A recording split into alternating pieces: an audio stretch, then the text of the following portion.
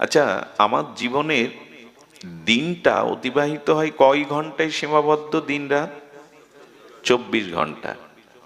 24 ঘন্টা কোনো বস্তুই কি সবসময় আমি সাথে রাখি?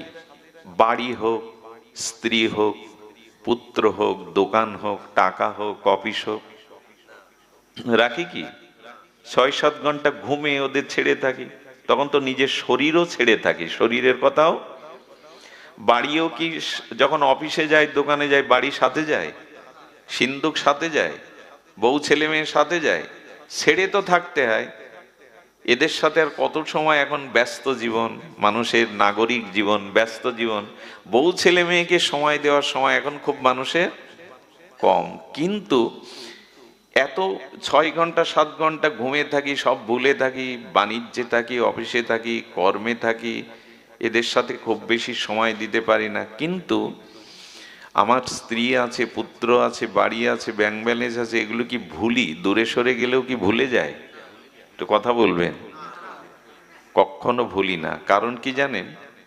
এদের সাথে সম্বন্ধটা অস্তিত্বে মিশিয়ে নিয়েছেন। আমি বিবাহিত, আমার পুত্র আছে, আমার কন্যা আছে, আমার বাড়ি আছে, টাকা আছে, আমার সাথে এদের সম্বন্ধটা আপনার খুব গাঢ়ভাবে করে নিয়েছেন। আমার বাড়ি, আমার টাকা, আমার স্ত্রী, আমার পুত্র। এই জন্য আচ্ছা, 2 বছর বিদেশে যে যায় বউ ছেলে মেয়ে রেখে, সেও কি ভুলে যায় যে আমার বউ ছেলে মেয়ে নাই? ওরা যে বেশি মনে পড়ে। এত দূরে সম্পর্ক নেই, তাকে চোখে দেখছো না, কিন্তু সম্বন্ধটা মনে থাকে কিনা? তো ভগবান বললেন, আমাকে দেখো আর না দেখো, আমার থেকে দূরে নাই তুমি, আর আমি তোমার হৃদয়ে রয়েছি, কিন্তু আমাকে তোমার মনে পড়ে না কেন জানো? আমার সাথে সম্বন্ধটা তুমি অটুট করনি। যেমন বিয়ে করে স্ত্রীকে স্বীকৃতি দিয়েছ, আমাকে ওভাবে স্বীকৃতি দাওনি। না হলে নানান কাজের মধ্যেও তুমি আমি ভগবানের, ভগবান আমার, এই কথা তুমি ভুলতে না। বোঝাতে পারলাম না কথাটা? খুব মার্মিক কথা। সব সময় এরা আমার সাথে থাকে না, কিন্তু মনে থাকে আমার স্ত্রী আছে, আমার পুত্র আছে। কারণ সম্বন্ধটা আমি খুব গাঢ়ভাবে করে নিয়েছি, অস্তিত্বের সাথে মিশিয়ে নিয়েছি। আমার স্ত্রী, আমার পুত্র, আমার বাড়ি, আমার টাকা। ভগবান বল কি, ওই রকম অস্তিত্বের সাথে আমাকে মেশাও না, তাহলে নানান কাজের মধ্যে থাকলেও তুমি ভুলে যাবে না। আচ্ছা, এটা না হোক, কোনো স্ত্রীকে যদি কেউ ডিভোর্স বা তালাক দেয়, একই গ্রামে বিয়ে করেছিল, তালাক কোর্ট থেকে সেপারেট হয়ে গেল, তো ওই স্ত্রী ওই গ্রামে থাকে, স্বামীও ওই গ্রামে থাকে, কিন্তু শুধু সম্বন্ধটা কোর্ট থেকে বিচ্ছিন্ন হয়েছে। তখন কি দেখা হলো? মাঝে মাঝে তো দেখা হয় রাস্তায়, বাজারে। তখন কি আর আগের মতো ওই ভাবটা কাজ করে? সেও তো আছে, আপনিও আছেন, কাজ করে না কেন বলুন তো? সম্বন্ধটা ছিন্ন করেছেন। গোবিন্দ বললেন কি, সংসার থাকে থাকুক, এদের সাথে ওঠা বসা করো করো, কিন্তু এদের সাথে সম্বন্ধটা চিরন্তন না মনে করে আমার সাথে করো। যদি মনে করো এরা কেউ আমার নয়, আমি এদের কেউ নই, কিছুদিনের দায়িত্ব আমার উপরে ওদের, তাহলে ওরা সামনে থাকলেও, দেখা হলেও, যেহেতু মনে করো ভগবান ছাড়া এই জগতে আমার কেউ আপন নয়, এরা দায়িত্ব আমার উপরে, আমি এদের কাছে ঋণী, তখনই সামনাসামনি দেখা হলে, তালাকপ্রাপ্ত স্ত্রীকে দেখলে, ছাড়াছাড়ি স্ত্রীকে দেখলেও কিন্তু আগের অনুভূতি আসে না, কারণ সম্বন্ধটা আপনি মন থেকে ছেদ করেছেন। ভগবান বললেন, থাকো এদের মধ্যে, কিন্তু এদেরকেই না হলে আমার হবে না, এরাই আমার জীবনের সব, এটা মনে না করে থাকো, তাহলে দেখবে দেখলেও আসক্তি। কত সুন্দর করে বুঝিয়েছেন আচার্যরা। কিন্তু আমরা বুঝলাম কি? ওই যে বললাম, আলো নিভিয়ে দিয়ে এখন হাতে আমি কিছু ধরলে দেখতে পাবেন না, আলো জ্বলেনি, অনুভূতি জ্বলেনি। এগুলো অনুভূতির বিষয়। এই জন্য আমাদের এই জগতে কোনো কিছু স্থায়ী নয়। নিদ্রা স্থায়ী নয়, আহার স্থায়ী নয়, সম্বন্ধ স্থায়ী নয়, কোনো কিছুই জগতে। সুখটাও স্থায়ী নয়, দুঃখটাও স্থায়ী নয়। এমনকি এখন যদি বলেন হরিকথা খুব ভালো লাগছে, এটাও স্থায়ী নয়। ভালো লাগার নাম করে যদি আমি আরো 4 ঘন্টা বসাই, পারবেন না। মনে মনে আমার প্রতি অখুশি হয়ে যাবেন, পেছন থেকে উঠতে শুরু করবে, কারণ এটাও স্থায়ী নয়। স্থায়ী একমাত্র ভক্তি আর ভগবান। স্থায়ী একমাত্র ভক্তি আর ভগবান। জগতে কারো সুখ স্থায়ী হয়েছে কখনো? আপনি যত কিছুই হন, বার্ধক্য এড়াতে পারবেন, বৃদ্ধ হবেন না, এরকম হবে কি? হবে না। এই জন্য কোনো কিছু স্থায়ী নয়, স্থায়ী একমাত্র ভগবান এবং তার ভক্তি। এখন আসুন, আমরা ভগবানের সাথে আমাদেরই আজকে অনেক দার্শনিক কথা হয়ে গেল। এগুলো প্রয়োজন আমাদের এই জন্য যে সম্বন্ধটা মনে করুন, জগতের স্থায়িত্ব নয়, এই জগৎ কোনো কিছুই স্থায়ী নয়, কোনো কিছু স্থায়ী নয়। রূপ, যৌবন, অর্থ, ক্ষমতা, পদ, প্রতিষ্ঠা, এই বিশ্ব সংসার অস্থায়ী, স্থায়ী নয়। এই জন্য এখানে কোনো কিছু আঁকড়ে ধরলে, স্থায়ীভাবে আপনি আঁকড়ে ধরে থাকতে কেন? তবে ছেড়েই যদি দিতে হয়, স্থায়ী যদি না হয়। এই জন্য দুঃখকেও যেমন খুব গুরুত্ব দিও না, সুখটাকেও গুরুত্ব দিও না। থাকবে না তো অস্থায়ী, সুখ কি থাকে নাকি সব সময়? দুঃখও চিরদিন থাকে? তো যা চলে যাবে, যেটা শাশ্বত সত্য, স্থায়ী নয়, তাকে জড়িয়ে ধরার কি আছে? জল হাতের মুঠোয় বদ্ধ করে রাখতে পারবেন? জলকে হাতের মুষ্টিবদ্ধ করে রাখতে পারবেন? সংসারের কোন বস্তুই আপনি মুষ্টিবদ্ধ করে। মাইকেল জ্যাকসনের কথা মনে আছে? প্লাস্টিক সার্জারি করেছিলেন কোটি কোটি টাকা ব্যয় করে, কালো রূপ ঢেকে দিয়ে। শেষে মৃত্যু রহস্যটাও উন্মোচন হলো না। আত্মহত্যা করলো কি কেউ ঔষধ খাইয়ে মারলো? মরতে তো হলো। কোটি কোটি ডলার দিয়ে রূপ ঢেকে কি হবে? কোনো কিছু স্থায়ী নয় এখানে, তুমি যত বড়ই হও। পদ, প্রতিষ্ঠা, সুখ, দুঃখ, এ জগতের কোনো কিছু স্থায়ী নয়। মুষ্টি করে জল ধরে রাখবে কি করে তুমি? এই জন্য যাকে ধরলে আর ছাড়াছাড়ি হয় না, যা স্থায়ী তাকে ধরো, সেই কথাটাই বলবার জন্য তো এই তো। তার মধ্যে এখন কোন জিনিসটা জড়িয়ে ধরলে, কোন জিনিসটা গ্রহণ করলে আমাদের উপলব্ধি হবে, সেটি সংক্ষিপ্ত বলি। অথ কৃষ্ণ নামাদিনা ভবেৎ প্রাকৃত ইন্দ্রিয়ায় সেবাদমুখ হি জিহ্বাদ স্বয়মেব স্ফুরদ্যৎ। শ্লোকটি গোস্বামী পাদের, খুব মার্মিক। অথ কৃষ্ণ নামাদি ন ভবেৎ প্রাকৃত ইন্দ্রিয়ায় সেবাদ মুখো হি জিহ্বাদ স্বয়মেব স্ফুরদ্যৎ। দেখুন, ভগবানের নাম, ভগবান কৃপা করে আমার মধ্যে প্রকাশ নিজে হন। আমি নাম নেব এ ক্ষমতা আমার নাই। নাম স্বয়ং ভগবান। তো আপনি প্রাকৃত ইন্দ্রিয়ে, যেমন আগেই বলেছি, সরিষা মাড়াই করলে তেল পাবেন, তিল মাড়াই করলে তেল পাবেন, বালি মাড়াই করলে তেল পাওয়া, ঘোল দই মন্থন করলে মাখন পাবেন, কিন্তু জল মন্থন করলে মাখন পাওয়া যাবে না। যাবে কি? যতই মন্থন করেন। তেমন বলছেন আমাদের এই দেহটা প্রাকৃত, এখানে ভগবানের নাম অপ্রাকৃত বস্তু প্রাকৃত বস্তুতে প্রকাশ হয় না।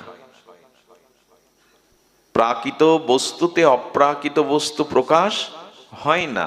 অর্থাৎ আমাদের এই জিহ্বা, আমাদের এই শরীর কর্মফলের এখানে অপরাধ পাওয়া, যেখানে ভগবানের নাম উচ্চারণ হয় না। বলে হচ্ছে যে, বলে এটা নাম প্রভুর কৃপা, এটা ভগবানের বিশেষ অনুগ্রহ। এই জীবগুলো জন্ম জন্মান্তরের পাপ করেও যদি নাম বলার শক্তি না থাকতো, এরা উদ্ধার হতো না। তাই ভগবান আমার অযোগ্যতাকেও, আমার এই প্রাকৃত ইন্দ্রিয়তেও নিজে প্রকাশ হচ্ছেন স্বয়ং। অনেকটা সূর্যের মতো। রাতে কোনো বিপদ হয়েছে, রোগীকে হাসপাতালে নিতে হবে, কিন্তু ভোর না হলে নিতে পারবেন না। মানুষ কি প্রার্থনা করে? তাড়াতাড়ি। কিন্তু আপনার প্রার্থনা চোখের জলে সূর্য 1 ঘন্টা আগে উঠবে তো? উঠবে কি? সূর্য স্বপ্রকাশ, ওর নিজ সময়তেই বল প্রয়োগ করে কামান দাগিয়ে সূর্য আধা ঘন্টা আগে তুলতে, তেমন ভগবানের নাম নিজে প্রকাশ হয়, আমি প্রকাশ করতে পারার ক্ষমতা নাই। জল দিয়ে প্রদীপ জ্বলে না, প্রাকৃত বস্তুতে অপ্রাকৃত বস্তু প্রকাশ হয় না। কিন্তু নাম হচ্ছে যে, বলে নাম প্রভু আমাদের প্রতি বিশেষ কৃপা করে আমার জিহ্বায় উচ্চারণ হচ্ছেন, এটা নামের মহিমা, আমার মহিমা নয়, হতে পারে না। অথ কৃষ্ণ নামাদি ন ভবেৎ প্রাকৃত ইন্দ্রিয়া। ওই বাবা, এই জন্য রত্নাকর রাম বলতে পারছে না, মরা। এটা ওই সত্যবাদ ত্রেতার কথা। কলিযুগে যদি ওই রকম ব্যবস্থা থাকতো, নাম না কৃপা করতো মহাপ্রভু, আমাদের জিহ্বা এত, আমার জিহ্বা নাম নিতে পারত না। কিন্তু ভগবান এবার বিশেষ করুণা করে নিজে প্রকাশ হচ্ছেন, সূর্যের মতো স্বয়ং প্রকাশ।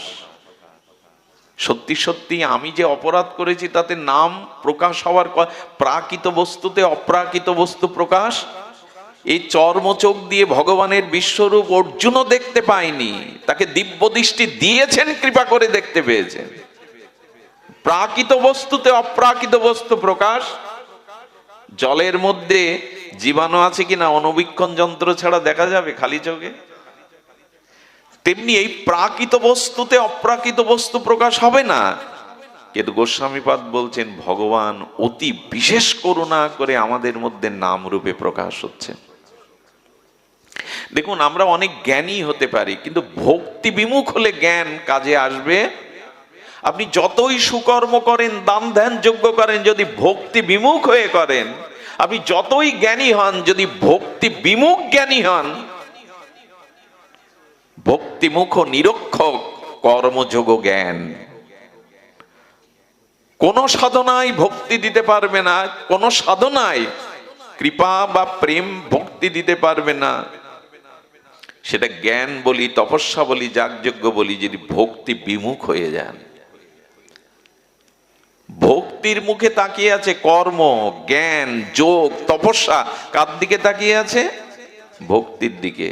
ভক্তি হলো মা, মা ছাড়া গর্ভধারণ অন্য কেউ করতে পারে না। ভক্তিকে, ভক্তি ধারণ কে করে? ভক্তি ধারণ করে জ্ঞানরূপ সন্তানকে, বৈরাগ্যরূপ সন্তানকে, কর্মরূপ সন্তানকে। এই জন্য কোটি জন্ম সৎকর্ম করেও আপনি পার পাবেন না, আপনি পৃথিবীর উচ্চকোটি জ্ঞানী হলেও পার পাবেন না যদি ভক্তি বিমুখ হন। বন্ধা নারী মা হতে পারে, আকাশে ফুল ফোটে,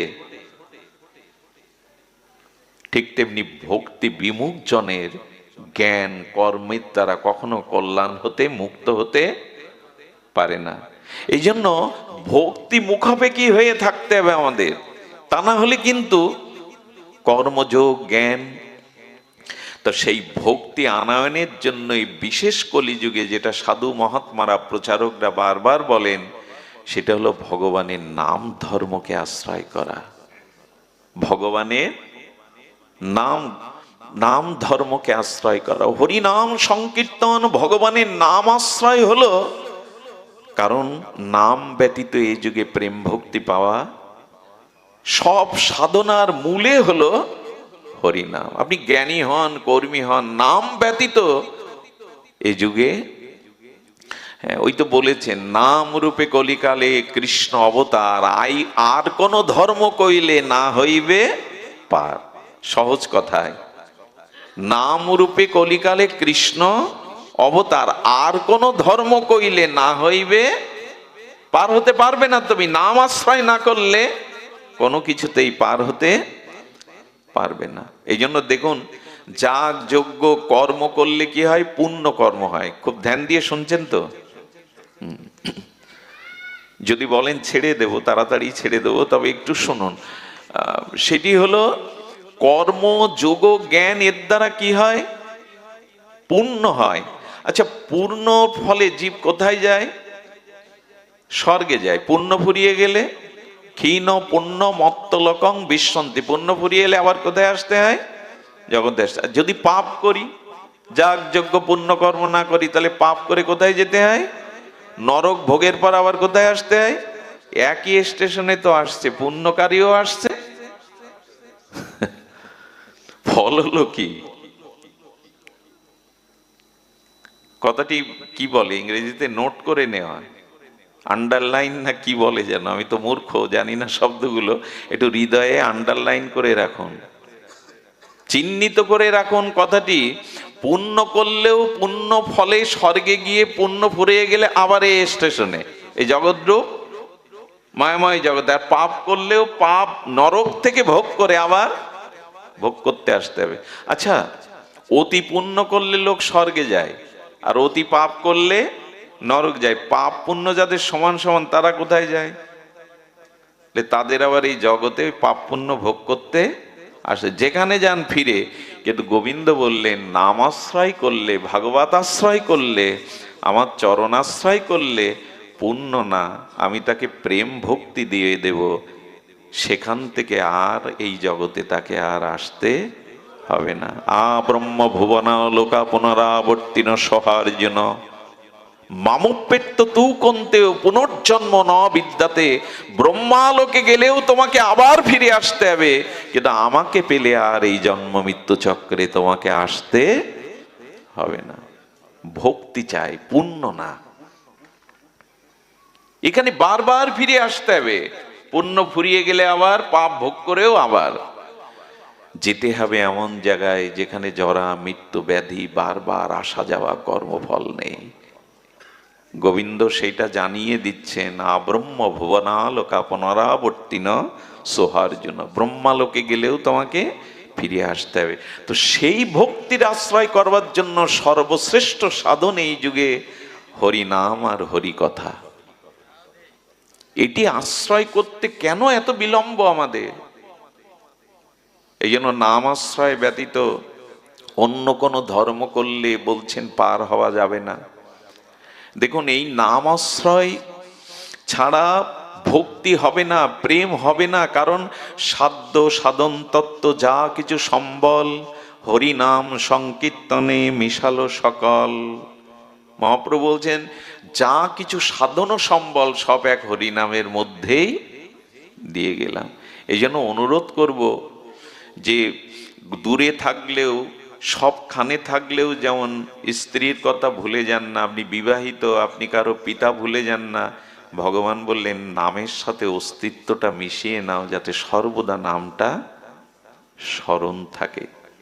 দেখুন, নাম অভ্যাস এমন জিনিস। আমাদের এই কলকাতাতে এক মাতাজি ছিলেন, প্রসিদ্ধ, আমাদের পাহাড়ি দাস বাবাজি মহারাজের আশ্রিত, বৃন্দাবনের।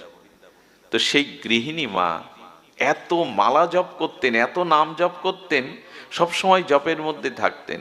তার বৌমাকে কি বলল জানেন? আমি যদি অসুস্থ হয়ে পড়ি, তখন তো মাটিতে নামাতো, শ্বাস উঠলে খাট থেকে যখন মাটিতে নামাবে, আমি যদি ভুল করি, সেই সময় নামের মালাটা আমার হাতে ধরিয়ে দিও। বৌমাকে বলছেন, বৌমা, আমার এই অনুরোধটুকু, যখন আমাকে মাটিতে নামাবে, মালাটা আমার হাতে ধরে। কি বলবো আপনাদের, এতটা জপ করতেন, হাতটা এভাবে বেঁকেই গিয়েছিল, আর সোজা করতে, চিন্তা করতে পারেন কতটা, হাতে এইভাবে মালা নিয়ে জপ করতে করতে হাতটা এইভাবে বেঁকে সোজা করতে পারতেন না। তোনার আইসিইউতে নেওয়া হলো। আইসিইউতে কি আর মালা রাখবে? কিছুই তো রাখবে না, মালা হাতে নাই। যখন ডাক্তার বললেন উনি বাঁচবেন না, কি করবেন? ছেলেরা বলল, মাকে আইসিইউ থেকে বের করুন, শেষবারের মতো আমরা মাকে। তার তখন তার মধ্যে তার মূর্ছিত হয়ে পড়েছেন, হয়তো প্রাণটা আর 1-2 মুহূর্ত আছে। তো সে সময় যখন বাইরে বের করেছে, তখন বৌমার চোখে জল, মনে পড়েছে মা তো বলে গিয়েছিল। কি বলবো, সে প্রসাদী মালাটা যেই হাতে আঙুল ধরিয়ে দিয়েছেন, অচেতন তো, ডাক্তার বলেছেন আর হয়তো কিছুক্ষণ থাকবেন, বাঁচবেন না। হঠাৎ করে দেখা গেল আঙুলটা নড়ে উঠল, একটা মালা জপ করেই ওখানেই প্রাণ ত্যাগ করলেন। এটা কেন হয় জানেন? ভগবান বলেছেন, যারা আমার নাম অভ্যাস করে, সর্বদা নামের মধ্যে থাকে, মৃত্যুর সময় যদি তার দেহে কোনো সাড়াও না থাকে, আমি তার হয়ে তার নামটা করে নেই। সারা জীবন তো সে আমাকে ডেকেছে, আমি তার হয়ে নামটা করে নেই। অনেক সময় সারা জীবন নাম করেছে, কিন্তু মৃত্যুর সময় হয়তো দেহে অসাড় হয়ে গেছে, বাকশক্তি রুদ্ধ হয়ে গেছে।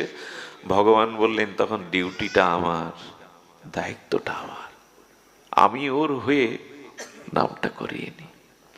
সারা জীবন যে আমাকে হৃদয়ে রেখেছে, জিহ্বায় রেখেছে, সে ভুলবে কেন? সে ভুলবে কেন?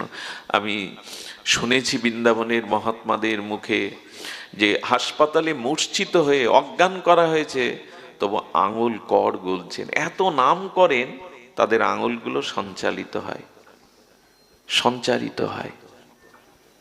আর এই নামের মহিমা কি বলবো। সিদ্ধ গৌর কিশোর দাস বাবাজি, লোক প্রণাম করে, সিদ্ধ মহাত্মা ভজনের সময় পান না, প্রণাম নেবেন না হরিনাম করবেন। আর ইট কাঠ দিয়ে ঢাকা, লতাপাতা দিয়ে ঢাকা, তার মধ্যে 1 মাস নাম করেছিলেন। ওনার এক শিষ্য ওনার অপ্রকট হওয়ার পরে ওই জায়গায় প্রণাম করে নাম করতে বসতেই দেখেন ইট কাঠ লতা থেকেই দিব্য নাম ভেসে আসছে, দিব্য নাম ভেসে আসছে। ভেসে আসছে কেন জানেন? লোহাতে যদি চুম্বক বারবার ছোঁয়ান, বারবার ছোঁয়াতে ছোঁয়াতে লোহাটার মধ্যেও কিছুক্ষণে চুম্বকের ধর্ম চলে যায়। নাম অপ্রাকৃত, এত অপ্রাকৃত, ইট কাঠগুলোর ভেতরেও নাম ধ্বনিত হচ্ছে। এই জন্য এইটুকু যদি আমাদের অলসতা আসে না, যদি নামের রুচি না আসে না, তাহলে কিন্তু আমাদের তপস্যা আমরা করতে পারবো না। দান ধ্যান যজ্ঞ আমাদের দ্বারা সম্ভব নয়। তপস্যা যোগ ক্রিয়া ধ্যান আমাদের জন্য, এই যুগের জন্য নয়। এই জন্য অনুরোধ করব, নাম নিন। সেই শবরী মাকেও বলেছিল মাতণ্ড ঋষি মা, জঙ্গলে বসে বসে কুটির করে জয় রাম জয় সিয়ারাম জয় সিয়ারাম এই নাম জপ কর, একদিন নামই তোর দুয়ারে আসবে।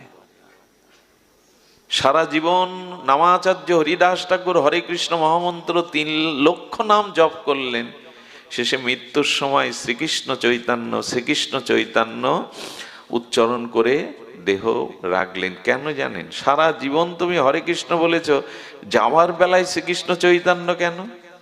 বলে রাধা কৃষ্ণ মিলিত নামের পূর্ণ মূর্তি হলেন মহাপ্রভু। নাম করলে যে নামীকে পাওয়া যায়, হরিদাস দৃষ্টান্ত দেখিয়ে গেল। এই দেখো, আমি নাম আশ্রয় করেছিলাম, তাই নামই আমার বিশ্রাম সময়ে তার কোলে তার চরণ দুখানা হৃদয়ে রেখে আমি চলে গেলাম। নাম করলে নামীকে মিলিয়ে দেয়, নামের মধ্যেই তো নামী। এই যে শেষের দিনে নামীকে নামিয়ে আনে। নাম শব্দের অর্থই হলো নাম নামায়তি ইতি। যিনি নামীকে নামিয়ে আনেন তার নামই হলো নাম। নাম নামায়তি ইতি, অর্থাৎ যিনি ভগবানকে টেনে আমার কাছে নামিয়ে আনেন, এরই নাম নাম। এ কথাটা তো সত্য। এখন যদি আমি বলি কার্তিক বাবা এদিকে আসুন, আপনি আসবেন? নামই তো ডেকে আনে। উনি আসবেন কখন? যখন ওনার নাম ধরে ডাকা হচ্ছে। তো জগতেরও তো এই নিয়ম, নাম ধরে ডাকলেই সে কাছে আসে, ভগবানের নাম নিলেই নামই নেমে আসে তার কাছে। নাম নামায়তি ইতি, সেই নামটা নেওয়া অভ্যাস করুন। আমাদের দ্বারা অন্য কিছু সম্ভব না, নাম আশ্রয়, নাম আশ্রয়। এই জন্য আমাদের মাঝে আরো একটা মজার জিনিস দেখুন, নাম যদি নিত্য নিরন্তর অভ্যাসে রাখতে পারেন, নিত্য নিরন্তর মহাপ্রভুর এই যে উপদেশ খাইতে শুইতে উঠিতে বসিতে নাম যথাতথা নিতে পারেন, নামের একটা ধর্ম কি জানেন? আমি নাম ছাড়তে চাইলেই তখন নাম আমাকে আর ছাড়বে না। দেখুন, কারো ভোরে ওঠা যদি অভ্যাস থাকে, রাত ব্রাহ্ম মুহূর্তে, রাত 4 ঘটিকায়, ভোর 4 ঘটিকায়, তো একদিন যদি রাত 3টে পর্যন্ত কোনো কারণে রাত জাগেন, ওই সময় 4টেই আপনার ঘুম ভাঙবে। না উঠতে পারলেও ঘুমটা কে ভাঙায়? ওই সময় ঘুমটা অভ্যাস। এই জন্য নিত্য নিরন্তর নাম অভ্যাস করুন। এক সময় আপনি নাম না নিতে পারলেও, আপনি নাম ছেড়ে দিতে চাইলেও, এই বিখ্যাত বিখ্যাত এই এই কথাটি ঠাকুর হরিদাস জগৎকে শুনিয়েছিল, কাজী আমি নাম ছাড়তে চাই, নাম আমাকে ছাড়ে না।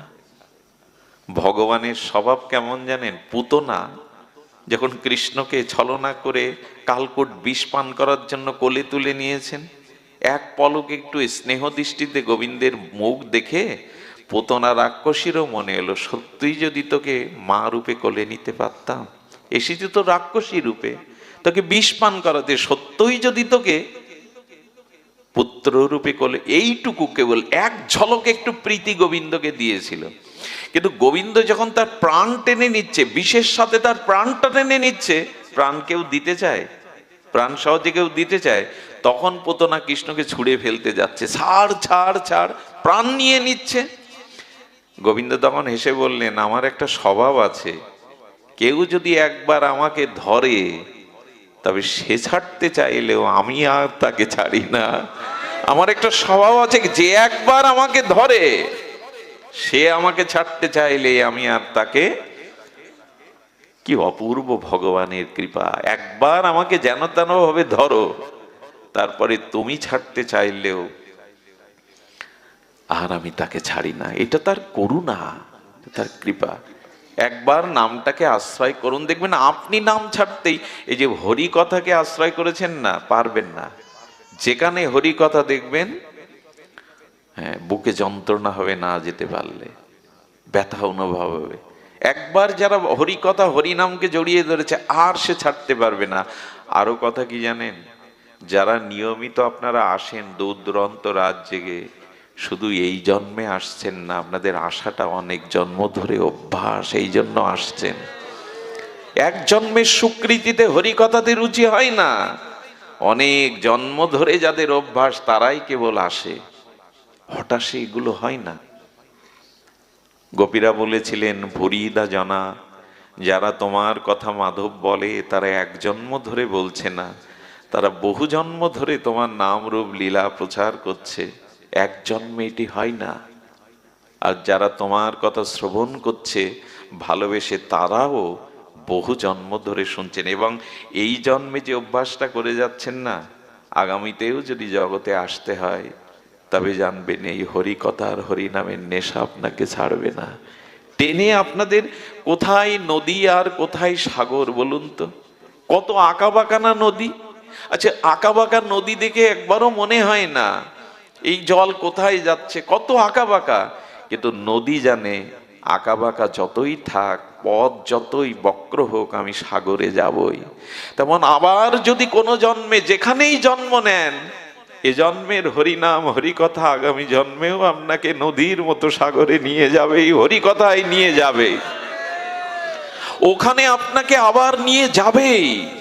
এই যে আসছেন বারবার, এটাও গত জন্মের এই অভ্যাস ছিল। নদী যতই আঁকা বাঁকা থাক, সাগরে সে যাবেই, সাগরে তাকে যেতেই হবে। সাগরে না মিশলে তার পূর্ণতা নাই, তার প্রাপ্তি নাই। তেমন এই হরি কথাকে যারা একবার বহু মানন করে শ্রদ্ধা ভরে হরি নামকে গ্রহণ করেছেন, নাম আপনাদের নিয়ে যাবেই সেখানে।